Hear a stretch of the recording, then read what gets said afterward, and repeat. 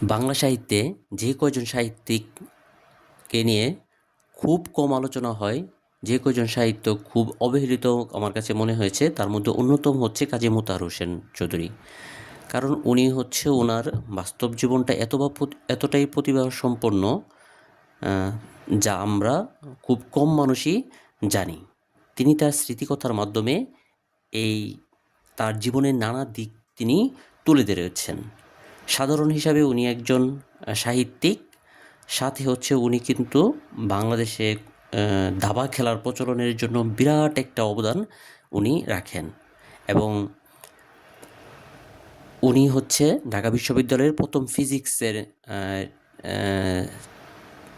প্রথম দিককার ফিজিক্সের একজন টিচার ছিলেন। তো আমরা তার সূচিপত্র থেকে কিছু বিষয় আলোচনা করব। আমি প্রত্যাশা করব সকলে বইটি পড়বেন। তো উনি ওনার ফাউন্ডেশনের কথা, মানে ওনার একটা ফাউন্ডেশন আছে, এই ফাউন্ডেশনের কথা উনি বর্ণনা করেছেন। ওনার ছোটোবেলায় কথা উনি বর্ণনা করেছেন। ছোটোবেলায় খুবই দুরন্ত মানুষ ছিলেন এবং তিনি খুবই ডানপিঠে মানুষ ছিলেন এবং খুবই প্রতিভাবান মানুষ ছিলেন। উনি ছোটোবেলা থেকেই হচ্ছে তার পড়াশোনায় সবসময় ফার্স্টের দিকেই ছিলেন এবং বিভিন্ন বৃত্তির মাধ্যমে টাকা পেতেন এবং ওই টাকা দিয়ে পড়াশোনা করতেন। তো এই ছোটোবেলা এবং কুষ্টিয়ার স্মৃতিকথায় উনি ওনার জীবনের বিভিন্ন দিক তিনি তুলে ধরেছেন এবং গ্রামে বড় হওয়া এবং ওইখান থেকে উনি হচ্ছে ভালো করতে করতে ঢাকা বিশ্ববিদ্যালয়ের টিচার হওয়া পর্যন্ত নানা বিষয় তিনি কিন্তু তুলে ধরেছেন। তো ঢাকা বিশ্ববিদ্যালয়ের স্মৃতিও তিনি হচ্ছে তার বইয়ে তুলে ধরেছেন। উনি ওনার সাহিত্যিক কিছু অভিজ্ঞতা তুলে ধরেছেন, ওনার জীবনের লেখার পিছনে কার অবদান এবং কার প্রেরণায় উনি লিখতেন, সেই বিষয়গুলোও কিন্তু উনি তুলে ধরেছেন। উনি গান পছন্দ করতেন, এই বিষয়গুলোও কিন্তু এখানে উল্লেখ করা হয়েছে। তো উনি শান্তিনিকেতনে গিয়েছিলেন, সেখানে 3 দিন থেকেছেন, সেই অভিজ্ঞতাও তিনি বর্ণনা করেছেন। তো উনি নজরুল এবং রবীন্দ্রনাথকে নিয়েও অনেক কথা বলেছেন। নজরুলকে নিয়ে দেখেন, এখানে স্মৃতিপটে নজরুলকে যেমন দেখেছি, পরে মরহুম এই দুইটা, আবার হচ্ছে আমার বন্ধু নজরুল, দেখেন 3টা প্রবন্ধ কিন্তু এখানে উনি লিখেছেন।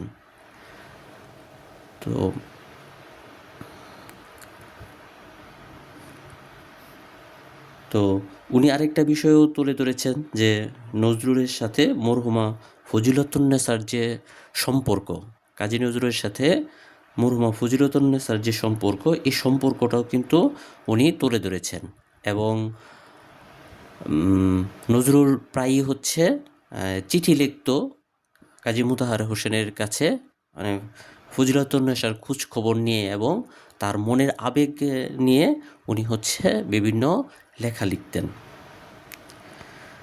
তো মাওলানা শহীদুল্লাহর ব্যাপারে উনি অনেক কথা লিখেছেন, তার প্রতিভা সম্বন্ধে উনি তুলে ধরেছেন এবং বিজ্ঞানচার্য সত্যেন্দ্রনাথ বোস এর ব্যাপারেও উনি তুলে ধরেছেন। সত্যেন্দ্রনাথ বোস কিন্তু কাজী মোতাহার হোসেনের ডিরেক্ট টিচার ছিল এবং উনি যখন পরীক্ষা দিতেন, কাজী মোতাহার হোসেন যখন পরীক্ষা দিয়েছেন ফিজিক্সের, তখন উনি হচ্ছে ডিরেক্ট টিচার ছিল এবং ওনার কাছ থেকে উনি হচ্ছে কিন্তু ডিরেক্ট শিক্ষা পেয়েছেন আর কি। তো আমরা সবাই জানি সত্যেন্দ্রনাথ বোস একজন বিখ্যাত ব্যক্তি।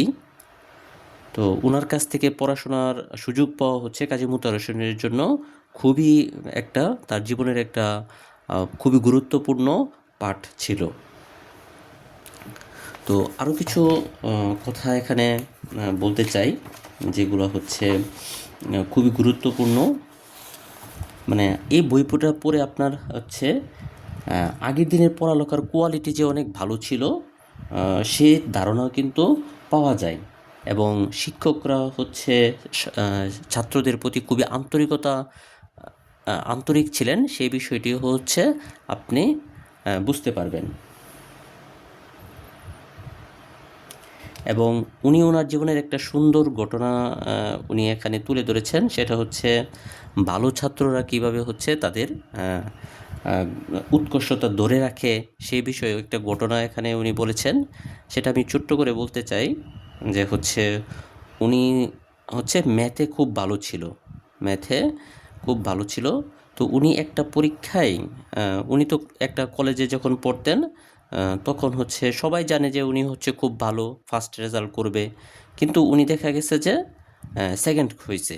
যে ফার্স্ট হয়েছে সে অনেক মোটামুটি 15-20 নাম্বার বেশি পেয়েছে, এরকম একটা আমার সঠিক খেয়াল নাই, কিন্তু একটু বেশি পেয়েছে। তো সবাই অবাক কেন উনি কম পেয়েছে।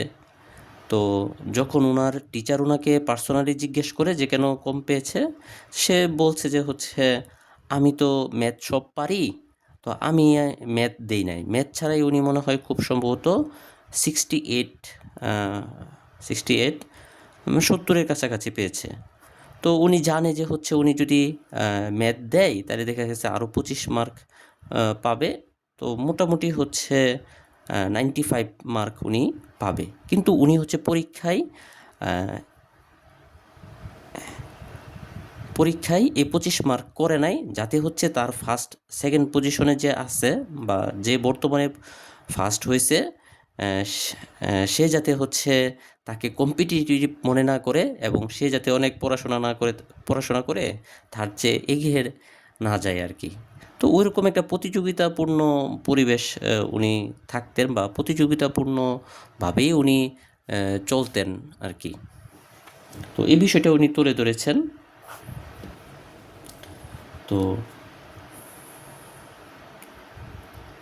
ঢাকা বিশ্ববিদ্যালয়ে পড়ার সময় হচ্ছে ওনার আর্থিক অনটনটা একটু অত্যাধিক হয়। তিনি বৃত্তির টাকা বাড়িতে পাঠিয়ে দিতেন এবং নিজে চলতেন হচ্ছে টিউশনি করে।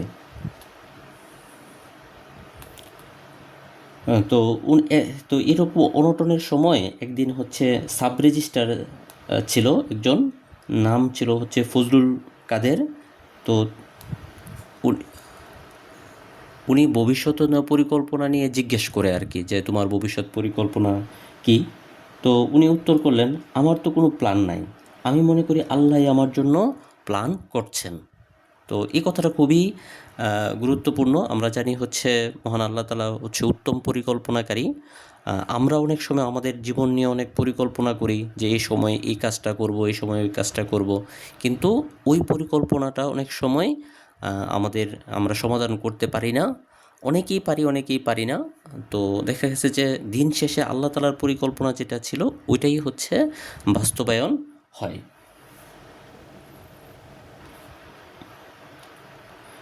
আরেকটা জিনিস যেটা উনি তুলে ধরেছেন, তো ওনার সহধর্মিণীর ব্যাপারে।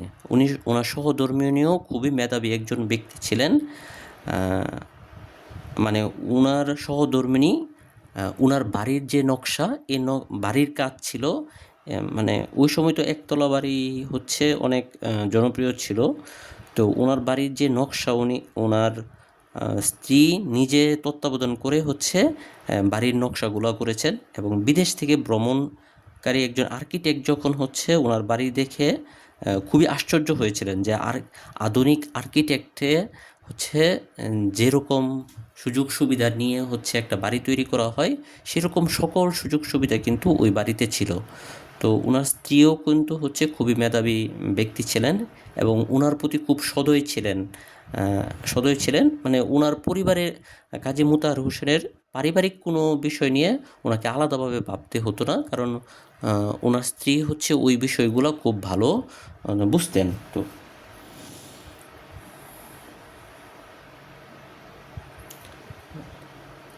আর আরেকটা বিষয় উনিও তুলে ধরেছেন, সেটা হচ্ছে শিক্ষকের প্রতি প্রতিশ্রুতি। মানে একটা শিক্ষক যখন কোনো কিছু নির্দেশ দিতেন বা আদেশ দিতেন, সেটার প্রতি যে ছাত্রদের প্রতিশ্রুতি পালনের যে একটা নিষ্ঠা ছিল, এই নিষ্ঠাটাও কিন্তু উনি তুলে ধরেছেন। তো উনি ওনার দাবা বিষয় নিয়ে হচ্ছে খুব বিস্তারিত কথা বলেছেন, যে হচ্ছে উনি কিভাবে দেশ এবং দেশের বাহিরে বিভিন্ন জায়গায় দাবা খেলে সুনাম অর্জন করেছেন, এবং বাংলাদেশের প্রথম দিকে দাবা প্রচলনে হচ্ছে উনি ওনার অনেক অবদান রাখেন।